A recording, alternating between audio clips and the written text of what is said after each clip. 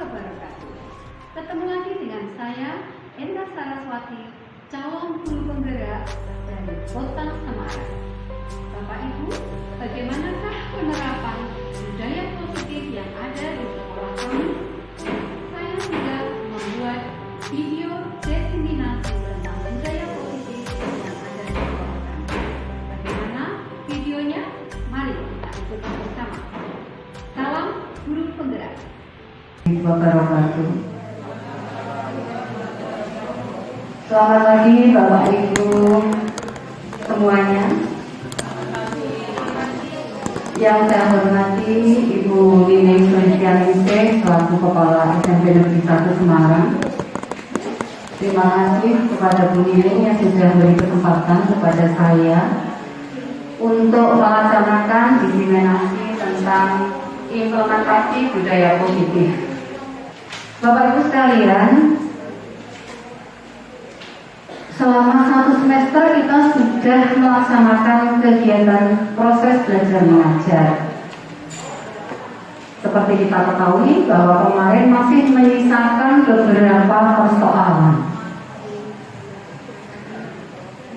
Banyak dari teman-teman, termasuk saya sendiri, saat itu merasa ada sesuatu yang salah, sehingga anak-anak kita tidak mencapai harapan seperti yang kita inginkan, baik dari segi akademis maupun dari sisi karakternya. Buktinya apa? Ketika akhir semester 1, Bapak Ibu guru disibukkan dengan beberapa anak yang masih mempunyai banyak tunggakan tugas, dan ini cukup merepotkan. Oleh karena itu Bapak Ibu, marilah coba kita untuk merefleksi diri. Apa sebenarnya yang terjadi di sekolah kita, dan apa yang terjadi pada diri kita. Karena Bapak Ibu, perkembangan dunia pendidikan itu semakin hari semakin cepat berubah. Anak-anak kita juga berkembang seiring perkembangan zamannya. Oleh karena itu, sebelum sampai sana, marilah kita urai dulu apa sebenarnya yang harus ada dalam diri kita sebagai seorang guru. Sebenarnya ini sudah ada Bapak Ibu yang ada dalam diri Bapak Ibu semuanya, namun saya hanya mengingatkan kembali, merefresh kembali menjelang tahun ajaran nanti semester 2 tahun 2021-2022. Ya Bapak Ibu, mungkin kita perlu mengingat kembali bahwa terjadi perubahan paradigma dalam belajar. Kita masih ingat filosofi pendidikan Ki Hajar Dewantara itu bahwa pendidikan merupakan usaha untuk menuntun anak sesuai dengan kodrat alam dan kodrat zamannya, agar mereka dapat mencapai keselamatan dan kebahagiaan yang setinggi-tingginya. Banyak sekali filosofi Ki Hajar Dewantara yang perlu kita ingat kembali. Mungkin Bapak Ibu yang paling ingat adalah filosofi Ing Ngarso Sumrodo, Matio Mangunkaso, dan Tuturi Handayani, ya Bapak Ibu ya. Ya, Ing Ngarso Sumrodo artinya bahwa kita di depan sebagai contoh. Saya yakin bahwa Bapak Ibu semuanya menjadi contoh baik buat anak-anak maupun terhadap dirinya sendiri. Matio Mangunkaso, Bapak Ibu menjadi penggerak baik kepada murid-murid maupun teman-teman yang lain. Dan yang terakhir, Bapak Ibu juga sebagai seorang guru kita harus menjadi Tuturi Handayani. Kita menjadi pendorong bagi anak untuk mengambil potensinya supaya mereka tumbuh dan berkembang secara optimal. Ini semua sudah Bapak Ibu punya. Sekarang nilai-nilai apa saja yang Bapak Ibu perlu miliki? Nilai mandiri, kreatif, inovatif, reflektif, kolaboratif. Ini semua juga sudah ada pada Bapak Ibu semuanya. Nilai-nilai ini penting untuk mendampingi Bapak Ibu menjadi seorang pemimpin pembelajaran. Kemudian juga Bapak Ibu nanti mampu untuk menggerakkan komunitas praktisi seperti Bu Budi, yaitu Bu Budi aktif dalam kegiatan MGMP. Kemudian Bapak Ibu juga bisa menjadi berkolaborasi dengan antar guru. Kemudian menjadi coach bagi guru lain. Ini saya yakin kalau guru-guru SMP 1 sudah menjadi tempat bertanya bagi teman-teman yang lain. Dan yang terakhir, peran kita nanti adalah sebagai mewujudkan kepemimpinan murid. Artinya murid-murid SMP 1 kita harapkan untuk menjadi pemimpin-pemimpin yang hebat, yang berkarakter sesuai dengan profil pelajar Pancasila. Bapak Ibu, dalam paradigma yang baru, memang kita perlu belajar dan terus belajar. Ada beberapa perubahan. Mungkin kita sempat belajar tentang problem solving, bahwa pembelajaran berbasis dengan menguraikan masalah. Dunia ini selalu bergerak. Ada juga sekarang bahwa hal tersebut tidak dapat dikatakan sesuatu yang 100% bagus itu. Jadi ada teori baru yang disebut dengan inquiry apresiatif. Inquiry apresiatif itu adalah manajemen perubahan berbasis kekuatan dan pengalaman. Jadi untuk membuat sesuatu tampak luar biasa, kita harus berdasarkan atau melihat potensi-potensi yang ada di sekolah kita. Untuk merubah anak, kita harus melihat potensi-potensi yang ada di dalam anak tersebut. Nah, untuk membuat perubahan itu ada teori yang namanya Bagja tadi, ya, buat pertanyaan, kemudian gali mimpi Bapak Ibu dan seterusnya. Oke Bapak Ibu, saya coba Bapak Ibu berusaha untuk mengepalkan tangannya, ya, tangannya seperti ini. Dianggap saja Bapak Ibu di dalamnya difikirkan bahwa Bapak Ibu mempunyai sesuatu yang sangat luar biasa berharga, entah itu emas, atau itu anaknya, atau itu mungkin sesuatu yang dianggap sangat berharga. Ya, setelah Bapak Ibu kepalkan tangannya, kemudian Bapak Ibu merem, ya, memejamkan mata. Jika kepala tangan yang Bapak Ibu pegang tadi, bayangkan sebelah kanan Bapak Ibu itu merebut kepala tangan Bapak Ibu. Apa yang Bapak Ibu lakukan? Dipertahankan. Ini mengatakan dipertahankan. Ada yang lain? Dipertahankan berarti juga. Ya, ada yang lain? Tidak kembali. Dipertahankan, ya. Rata-rata Bapak Ibu menyatakan bahwa semuanya harus dipertahankan. Apa itu tadi yang ada di dalam genggaman Bapak Ibu? Yang ada di dalam genggaman Bapak Ibu sesuatu yang sangat berharga. Sesuatu yang sangat berharga diyakini oleh Bapak Ibu pasti tidak akan dilepaskan. Demikian pula dengan anak-anak kita Bapak Ibu. Nanti akan kita tanamkan sebuah keyakinan, di mana keyakinan itu betul-betul diinginkan oleh anak, sehingga dia akan mempertahankan keyakinan itu. Ya, coba kita lihat berikutnya. Ya, perubahan paradigma stimulus respon melawan teori kontrol. Bapak Ibu, kalau selama ini masih ada perasaan dari diri kita bahwa kita itu bisa mengontrol orang lain, saya sendiri melakukannya. Tapi sebenarnya Bapak Ibu, kita tidak bisa mengontrol orang lain. Orang lain itulah yang bisa mengontrol dirinya sendiri. Demikian pula ketika anak-anak kita itu tidak bisa kita kontrol. Biasa Dewan Toro mengatakan bahwa tadi anak-anak itu mempunyai kodrat alam dan kodrat zamannya sendiri. Artinya, mungkin dalam agama Islam ya Pak Bambang, Pak Miftah, Pak Arif, bahwa manusia itu mempunyai kodrat sendiri, sudah mempunyai pastinya sendiri. Maka kalau dalam teori sebelumnya, guru itu seperti menulis dalam kertas kosong. Sekarang tidak bisa seperti itu. Guru itu menulis dalam sebuah kertas, ibaratnya seperti ini. Kita punya kertas.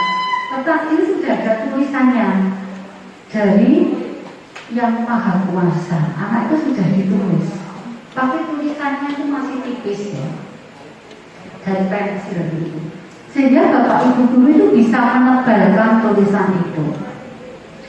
Artinya bahwa kita tidak bisa merubah takdir anak, tetapi kita bisa menebalkan lampunya. Kita bisa menuntun anak sesuai dengan kodrat alam dan kodrat zamannya. Dalam teori kontrol, kita berusaha memahami pandangan orang lain tentang dunia. Bukan kita bisa mengubah orang lain. Kemudian ketika anak melakukan kesalahan, kadang-kadang kita melihat itu sesuatu yang buruk. Padahal sekarang tidak boleh seperti itu. Setiap perilaku itu memiliki tujuan. Ketika orang lain bisa mengontrol kita, sebenarnya kita yang bisa mengontrol diri kita sendiri. Kemudian juga pemaksaan terhadap anak itu bisa dilakukan kalau sebelumnya, sekarang tidak bisa. Jadi anak hanya diberi pilihan-pilihan. Dan yang terakhir, anak-anak itu kalau kita bisa menang melawan anak, timbul rasa puas, rasa menang. Tidak seperti itu. Sekarang win-win solution, ya, semuanya menang. Ya, anak bapak ibu sekalian, berkaitan dengan teori kontrol tadi, bahwa kita tidak bisa mengontrol orang lain. Terus bagaimana dengan anak-anak? Bagaimana cara mendisiplinkan mereka? Berpijak dari keterangan Socrates dan Plato itu bahwa disiplin itu asal mulanya adalah belajar. Kalau menurut bapak ibu, dalam benak bapak ibu, ketika saya sebutkan kata disiplin itu apa yang muncul? Kata apa? On time, betul. Apa lagi? Patuh, betul. Apa lagi? On the road, on the track, ya, betul. Jadi yang kita pahami selama ini bahwa disiplin itu sesuatu yang kaku, sesuatu yang tidak bisa ditekuk, tidak bisa dilipat ke sana kemari. Padahal kalau kita melihat makna kata disiplin, itu artinya belajar. Ya, belajar untuk apa? Belajar untuk menemukan potensinya, untuk menuju sebuah tujuan sehingga dia dihargai, Bapak Ibu. Ayolah, sekarang kita kembalikan konteks kepada awalnya, bahwa disiplin itu bukan sesuatu yang kaku. Apakah nanti belajar Bu Eda? Inilah yang akan kita pelajari. Ya, ini Bapak Ibu. Untuk mendisiplinkan anak, kita perlu tahu motivasi. Motivasi ada motivasi eksternal dan motivasi internal. Motivasi eksternal itu anak melakukan tugas itu hanya untuk menghindari hukuman atau ketidaknyamanan. Misalnya si X, Dewi kemarin dalam kasus saya ya, itu dia melakukan tugas supaya mendapatkan nilai, ya, supaya tidak dihukum, supaya dia naik kelas. Itu motivasi eksternal. Padahal sebaiknya motivasi yang timbul dari anak itu adalah motivasi dari internal. Nah, inilah yang kita sebut dengan disiplin positif. Sekarang Bapak Ibu kalau datang ke sekolah, oh ya Mas Andra datang ke sekolah misalnya jam 8. Apa alasan yang melatar belakangi Mas Andra tepat waktu? Kenapa Mas Andra misalnya disuruh datang nanti rapat jam 8.00, Mas Andra datang jam 8.00, kenapa? Karena izin.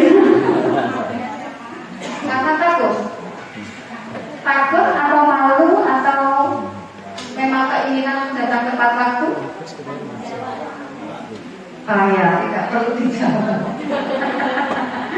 Ya, jadi Bapak Ibu, ketika kita datang tepat waktu, kemudian kita memang datang tepat waktu, seperti Bu Dia misalnya, rapat jam 8. Bu Dia datang jam 6. Kalau Bu Dina itu jam 5.20 sudah sampai sini. Saya sering lihat absennya. Nah, ada motivasi internal. Ya, itu motivasi yang bagus. Ya, karena apa? Dia tidak butuh dihargai, tidak takut hukuman. Tapi memang saya pengen aja gitu ya.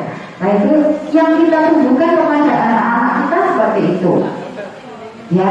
Yang kita butuhkan anak-anak itu seperti itu, tidak takut hukuman, tidak ingin mencari penghargaan, tapi karena memang seperti itu yang harus mereka lakukan. Karena Bapak Ibu, walaupun kita itu merdeka belajar, bukan berarti merdeka sepenuhnya tidak.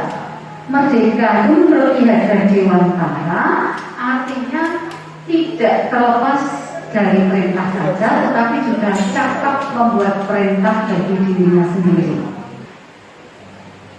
Baiklah Bapak Ibu, selanjutnya bagaimanakah menumbuhkan budaya positif yang ada di sekolah kita? Budaya positif itu mulainya dari keyakinan kelas. Setelah keyakinan kelas terbentuk, maka lingkungan sekolah juga akan positif. Dan ini jika dilakukan berulang-ulang, maka budaya positif akan terwujud. Bapak Ibu, untuk semester 2 nanti, silahkan diatur ulang keyakinan kelas masing-masing. Kenapa? Karena jangan sampai keyakinan yang sudah kita buat kemarin di awal tahun ajaran baru itu hanya sebagai kewajiban saja atau menggugurkan kewajiban. Tetapi kita buat lagi yang bagus, yang baru, supaya anak-anak paham betul. Sehingga kasus yang kemarin terjadi, yang sewu, untuk kelas 7 banyak sekali. Hampir satu kelas itu sekitar 7 anak saya itu berkasus semuanya. Nah, supaya hal tersebut tidak terulang kembali, ya wali kelas silahkan membuat kesepakatan, atau guru mata pelajaran silahkan membuat kesepakatan ulang. Kesepakatan itu dibuat berdasarkan dari dalam hati ya Bapak. Anak-anak diminta untuk mengutarakan kesepakatannya. Apa bedanya peraturan dengan kesepakatan? Kalau kita selama ini tahu bahwa peraturan itu sesuatu yang harus ditaati, kan seperti itu. Peraturan biasanya berasal dari atas, top down. Tapi kalau kesepakatan atau keyakinan itu berasal dari anak-anak sendiri. Nilai-nilainya juga berasal dari mereka sendiri. Bedanya lagi kalau peraturan itu merupakan sesuatu yang konkret ya.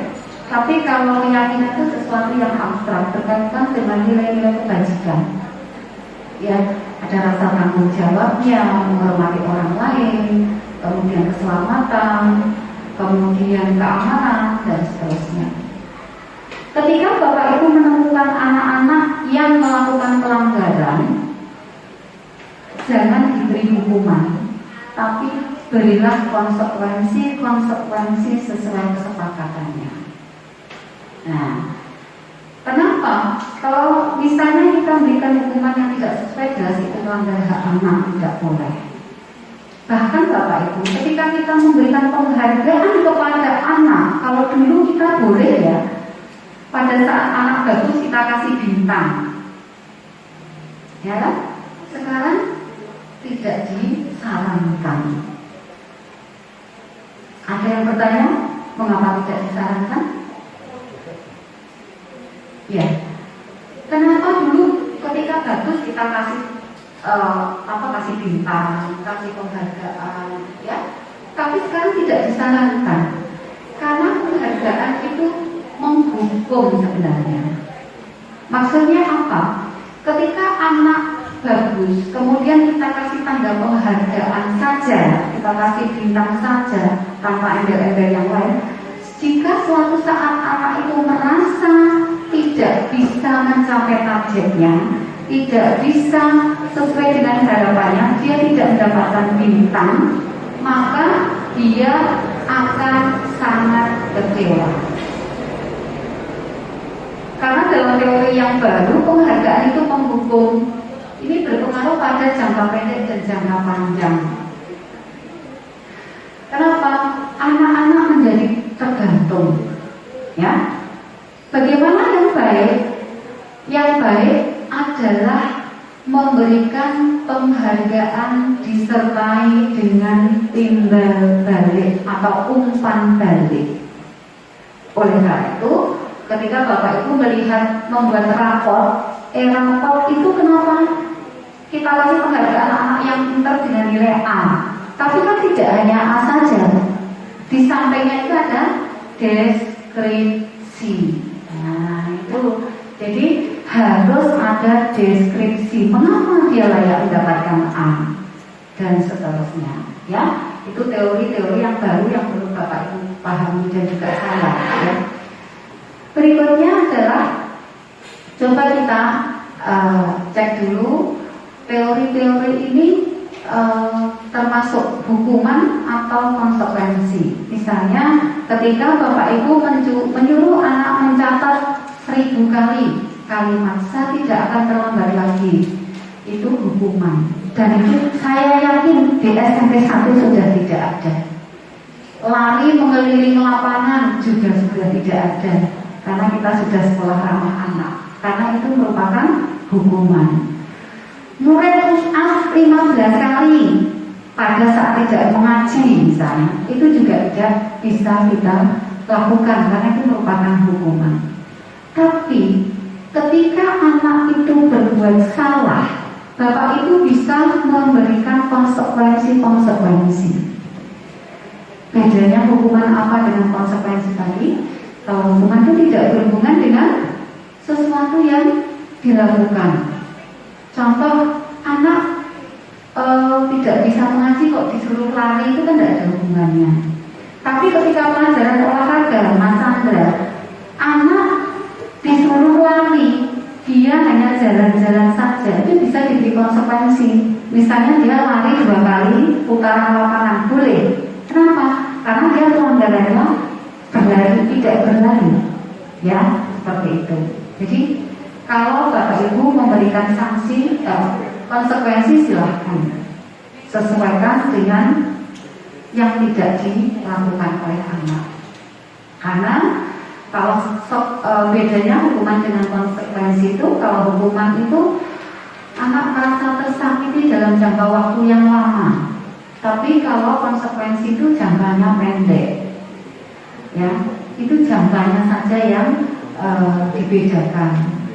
Kemudian anak juga merasa bersalah, dipermalukan, tidak dihargai, itu jangka waktunya lama kalau dihukum. Tapi kalau itu sudah dibuat kesepakatan di awal, maka itu hanya berlaku untuk sebentar saja. Ya, hal ini perlu kita pahami Bapak Ibu, karena murid-murid kita, terutama yang kelas 7 itu anak-anak yang luar biasa. Yang mengajar kelas 7 itu anak-anaknya luar biasa. Sepertiga anaknya itu luar biasa. Dan mereka mau tidak mau mempunyai hak yang harus kita penuhi. Hak apa saja? Hak hidup, cinta kasih, penguasaan, kesenangan, dan kebebasan. Dan ini harus kita berikan. Hanya saja nanti dalam prakteknya perlu kita tuntun supaya menjadi lebih baik. Ya, contohnya seperti ini. Ibu guru bilang, aku tidak boleh bersenandung sewaktu mengerjakan tugas. Katanya, kelas harus tenang, tidak ada suara. Padahal kan aku suka menyanyi. Terus apa diperbolehkan di kelas menyanyi begitu? Tetap tidak boleh. Tapi ini tidak dilarang, tapi diberikan di awal konsekuensi pada saat kita kesepakatan, misalnya kalau untuk semester depan kita buat di Januari nanti. Jadi membuat kesepakatannya masukkan ini. Ya, sehingga apa? Hak anak dia suka menyanyi, berarti dia dia kesenangannya menyanyi. Kalau menurut teorinya tidak boleh dilarang karena dia senang menyanyi, tapi kan tidak seperti itu prakteknya. Harus kita berikan alurnya sehingga anak tidak menyanyi di dalam kelas. Dengan cara apa? Dibuat konsekuensi di awal. Yang kedua, ibu guru tidak menyapaku hari ini, padahal aku pakai jepit rambut baru. Berarti dia kan ingin diperhatikan, caper. Ya, ini juga hak mereka. Biasanya kita Bu Endang, nah itu Bu Endang biasanya ada cantiknya, gantengnya. Itu kalau yang bicara seperti itu pintarnya Bu Endang, kita belajar dari Bu Endang ya. Nah, itu hak anak harus dilakukan dan itu beri pujian. Kemudian kalau gurunya ngajar gitu-gitu saja, muridnya bosan. Aku bosan, masa belajarnya cuma gitu-gitu aja. Nah ini berarti dia hak kebebasan. Apa yang harus diberikan seperti itu? Tidak harus. Karena seperti yang saya sampaikan kemarin Bapak Ibu bisa melakukan diferensiasi, produk diferensiasi, apalagi konten diferensiasi, proses, ya kan? Sudah dipelajari oleh teman-teman. Jadi kecenderungan anak di dalam kelas apa tidak harus kita penuhi sejumlah anak, tetapi bisa kita kelompokkan, ya kan? Belajar tanpa sudah itu lupa, ya, lupa. Kemudian yang berikutnya, aku sebel, gambarku tidak rapi, malah ibu guru menunjukin ke teman-temanku di depan kelas. Dilo, contoh gambarnya si X, gambarnya jelek sekali, tidak boleh Bapak Ibu, ya. Ya, kalau kata Undang pembulian, ini adalah hak penguasaan. Kalau tidak betul gambarnya, ya harus kita ajari, ya, karena tugas guru mengajari. Nah nanti, wah kalau gitu guru tugasnya banyak sekali. Ya, kita kan punya cara Bapak Ibu dengan apa kemarin? Dengan tutor sebaya, ya, dan seterusnya. Oleh itu Bapak Ibu, sekarang ketika kemarin ada masalah di semester 1, posisi kita di mana Bapak Ibu? Ya, ada 3 jenis posisi, 5 jenis ya. Penghukum, pembuat orang merasa bersalah, Bapak Ibu sebagai teman, pemantau atau manajer. Penghukum itu marah-marah, nunjuk-nunjuk ke anak, ya. Kemudian membentak-bentak. Itu dampaknya terhadap anak apa? Hasilnya anak akan memberontak, menyalahkan orang lain, berbohong. Nah, itu hasilnya. Kemudian anak itu nanti juga akan membiarkan saja dan mengulangi kesalahannya. Tapi ketika Bapak Ibu bertindak sebagai seorang membuat orang merasa bersalah, kadang-kadang saya seperti itu. Ya Allah, Nang, kamu kok tidak kasihan gue kok? Apa kamu nggak kasihan Bapak Ibu gurumu? Kamu nggak senang sama orang tuamu? Itu juga tidak diperkenankan Bapak Ibu. Karena apa? Karena itu menghukum anak dengan perasaan bersalah. Itu berbahaya. Anak bisa seperti ini, bahaya. Kemudian anak juga akan merasa sangat bersalah, ini bisa depresi. Nah, dua kategori tadi sebagai penghukum atau membuat orang merasa bersalah itu tidak disarankan. Bapak Ibu bisa melakukan yang harusnya yang terakhir nanti yang bagus, tapi ini saya lanjutkan. Sebagai teman itu kita menganggap teman murid kita teman, misalnya kita ketawa-ketawa. Bu Indah, kamu kan kemarin sudah dibantu berikan nilainya, masuk kamu seperti itu, sambil celalean gurunya, sambil senyum-senyum, ketawa-ketawa. Oh ya Bu, nanti saya baik Bu. Anak baik pada saat itu. Tapi ketika figur ibu yang melakukan itu pensiun, pindah, ini anak akan tergantung, jelas digantikan oleh Bu Indah yang terkenal galak misalnya. Itu anak kehilangan sosok itu dan dia tidak mandiri. Maka ini juga tidak boleh dilakukan. Boleh, tapi dengan batas-batas yang sangat kecil sekali. Kemudian berikutnya, kalau Bapak Ibu sebagai pemantau itu mendudukkan anak pada aturan yang berlaku.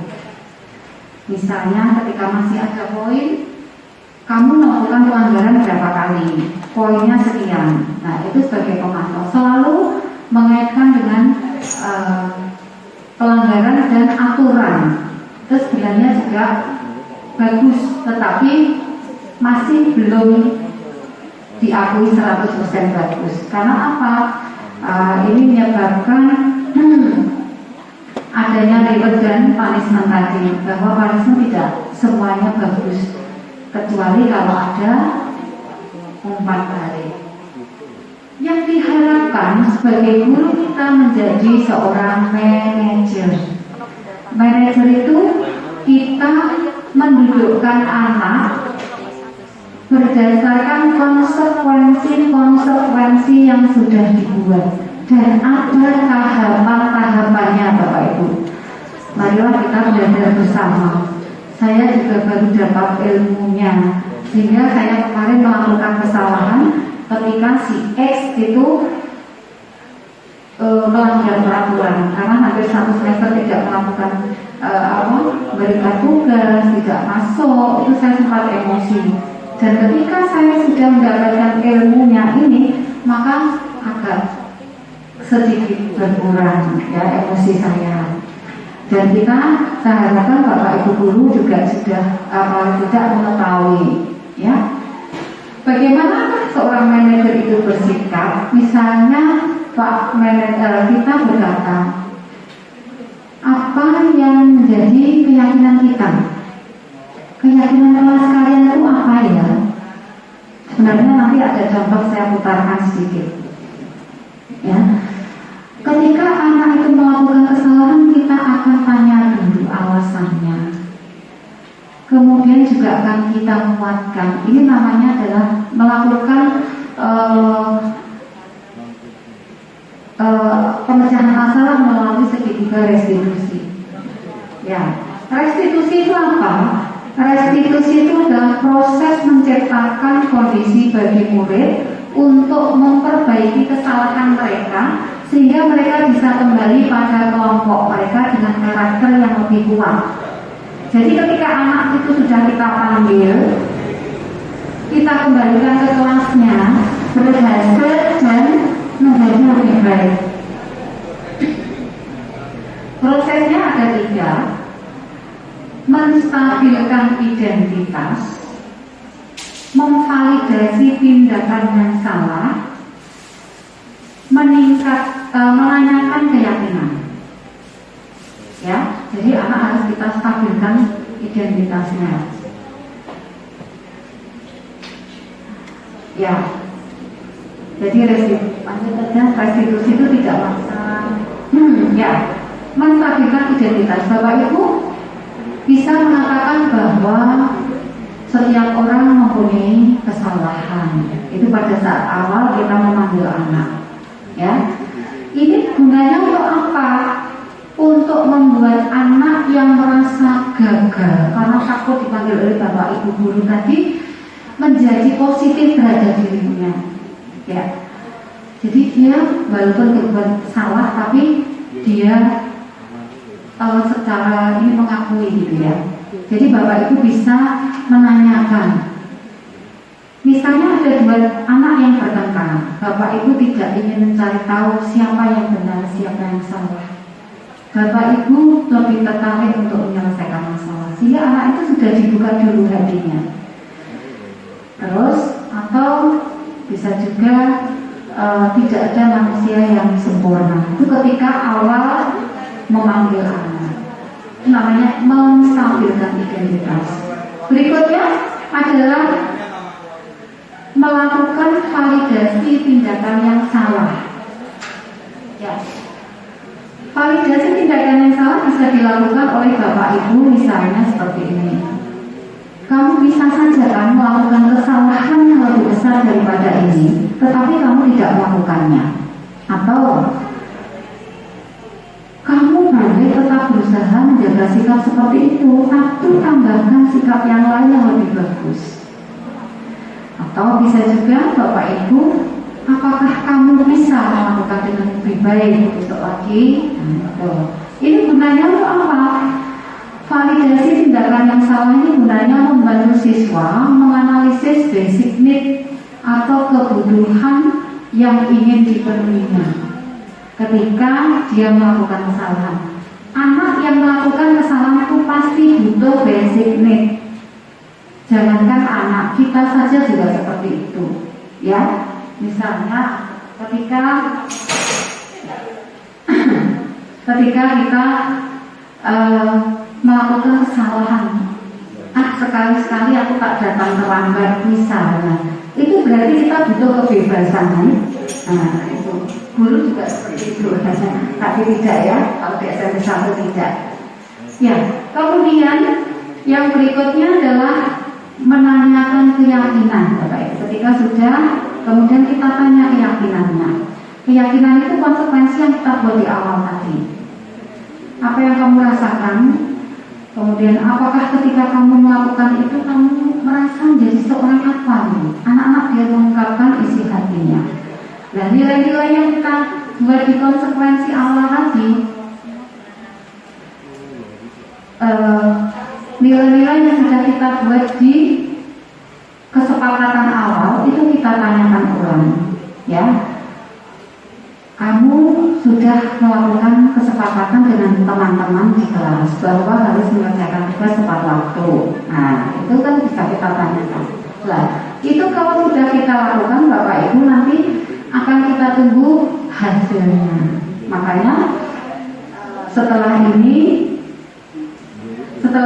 nanti Bapak Ibu bisa melakukan sebuah refleksi terhadap anak-anak yang kemarin dianggap kurang sesuai, ya, dianggap kurang sesuai. Ini akan saya lanjutkan aja. Ya, ini ada contoh kasus. Nah, ini contoh kasus, sebenarnya kasusnya banyak. Bawahnya ya. Misalnya ada seorang guru namanya kebetulan Bu Santi, ya. Bu Santi itu disegani oleh anak-anaknya, ya.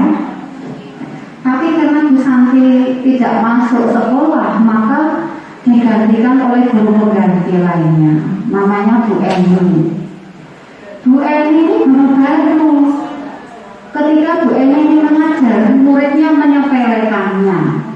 Dia berbuat dengan kata-kata yang tidak bagus. Bu Eni itu merasa down karena dia guru baru. Karena dia down, dia melaporkanlah kepada Bu Santi yang notabene seorang guru senior. Nah, ketika Bu Santi sudah masuk, maka Bu Santi akan menegurkan kepada anak-anak yang melakukan kesalahan tadi. Nah, Bu Santi melakukan apa? Bu Santi bisa memanggil anak-anak untuk diajak melaksanakan segitiga restitusi. Langkah-langkah yang dilakukan tadi sesuai dengan segitiga restitusi. Nah, setelah dilakukan langkah-langkah tersebut, maka akan kita pantau dalam waktu misalnya 1 bulan ada perubahan atau tidak. Ya, kalau belum ada perubahan, kita libatkan lagi dengan wali kelas. Tidak ada lagi, kita tingkatkan dengan guru BK. Tidak ada lagi dengan kepala sekolah. Kepala sekolah tidak bisa ngatasi, coba kita tes ya, anak itu kita teskan. Maka Bapak Ibu nanti di semester 2 silakan menginventarisir data anak-anak yang kemarin kelihatannya kurang benar atau kurang sesuai atau bermasalah ya. Silakan ditulis, kemudian dipantau selama 1 bulan. Ketika anak itu masih melakukan kesalahan, nanti bisa konsultasi dengan wali kelas. Wali kelas nanti bisa, kalau masih terjadi kesalahan, bisa konsultasi dengan BK. Kalau BK sudah memandang perlu untuk dilakukan tes, ya nanti mungkin kita lakukan tes. Baik itu kekurangan secara intelektual ataupun karakternya. Begitu ya Bapak Ibu. Ya, dalam ini saya mempunyai satu video sebentar ya Bapak Ibu. Mereka bertengkar. Tidak ditarik dengan kasar. Apa yang dilakukan oleh guru piketnya, Bu Suti? Ya, Bu Suti menanyakan kebutuhan atau apa, kebutuhan siswa apa. Kemudian dia pengen samping gajinya bisa dengan karena kalau tidak bisa dia bagi-bagi ibunya, maka atau bisa diberi konsekuensi nanti. Ya.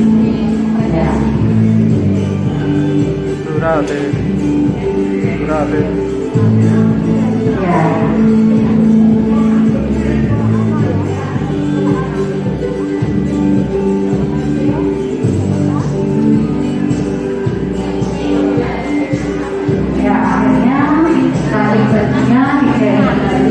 Dan mereka sudah bermain bersama lagi. Ya, itu Bapak Ibu sekilas gambaran yang bisa kita pelajari dari kasus Amol dan Gino. Ya, oke Bapak Ibu sekalian, itu tadi gambaran sekilas. Kemudian untuk anak murid kita yang kemarin kebetulan ada sesuatu yang agak kurang pas, itu sebenarnya ada videonya Bapak Ibu. Saya membuat video bersama Pak Nakono, Bising, kemudian Bu Vero, tetapi tidak usah saya tampilkan di sini ya, karena nanti juga bisa dilihat sendiri saja. Gitu ya Bapak Ibu. Oke Bapak Ibu, saya kira itulah yang bisa saya sampaikan terkait dengan budaya positif yang harus ada di sekolah kita. Bisa kita ciptakan dari dalam kelas dengan keyakinan-keyakinan. Kemudian ketika anak melakukan pelanggaran, maka akan kita kembalikan kepada konsekuensi yang sudah disepakati bersama. Demikian Bapak Ibu. Mohon maaf, mungkin ada diskusi, ada pertanyaan? Ya, silakan Bu Safa, monggo.